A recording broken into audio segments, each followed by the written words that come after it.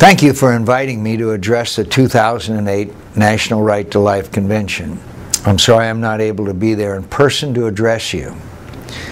More than 200 years ago, our nation's founders declared that we are endowed by our Creator with certain unalienable rights, and that among these are life, liberty, and the pursuit of happiness.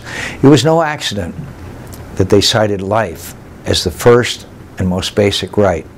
For without recognition of the right to life, we are not guaranteed any other rights.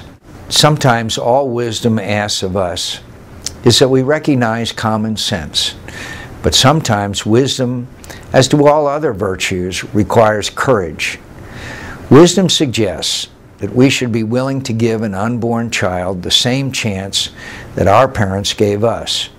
But it takes courage in this political climate to insist on the protection of unborn children who can't vote, have no voice, and can't reward you with support and donations.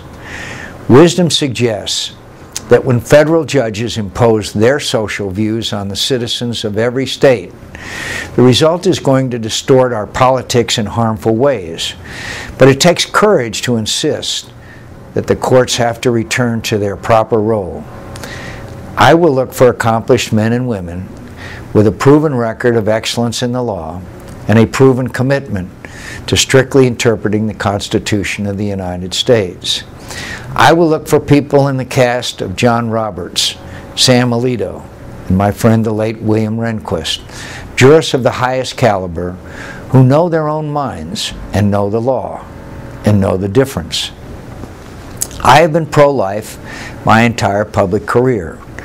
I am pro-life because I know what it is like to live without human rights, where human life is accorded no inherent value, and I know that I have a personal obligation to advocate human rights wherever they are denied, in Bosnia or Burma, in Cuba or the Middle East, and in our own country, when we fail to respect the inherent dignity of all human life, born or unborn. That is a personal testament which you need not take on faith. You need only to examine my public record to know that I won't change my position. I've been proud to serve our great country in the military and in Congress.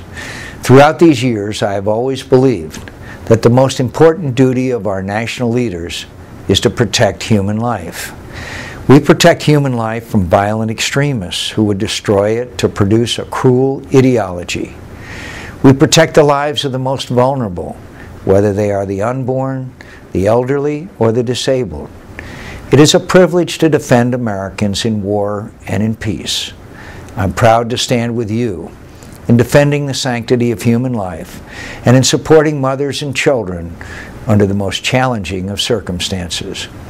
I'm proud of my wife Cindy, who brought our daughter Bridget home from Mother Teresa's orphanage in Bangladesh and blessed our family with the gift of this blessed child of God.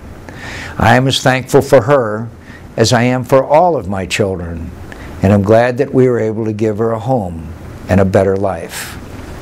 My friends, we confront a difficult question when we address the issue of abortion. The American people are a compassionate people who cherish life and liberty.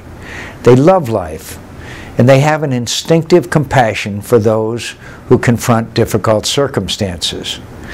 We believe that the best way to respond to such situations is to demonstrate our love and support for the mothers and children who are at the center of such challenges. The pro-life movement has done this for decades by participating in and supporting thousands of pregnancy care centers that help women and their children meet these challenges.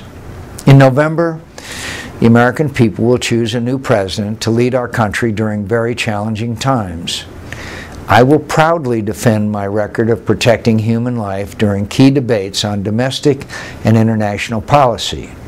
I am proud to have supported a ban on partial birth abortion and legislation that would protect children who survived an abortion procedure.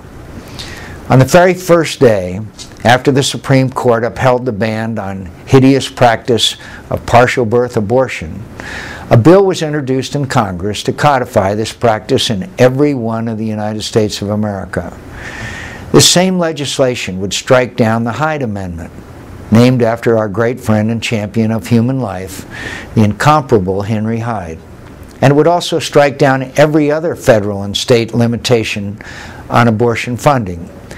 This legislation, which has been co-sponsored by my opponent, would also strike down every parental notification law enacted anywhere in our country. The American people have come together to say that partial birth abortion offends our national conscience, that taxpayers should not be forced to pay for elective abortions, and that states should be allowed to enact parental notification laws.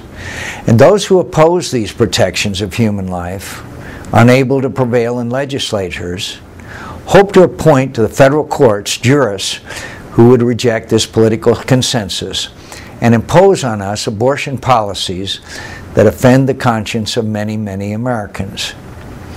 My friends, I want to thank you again for your commitment to a cause that is greater than us all, protecting human life and helping women and children wherever they need our support. May God bless America and your unselfish efforts on behalf of all of His children.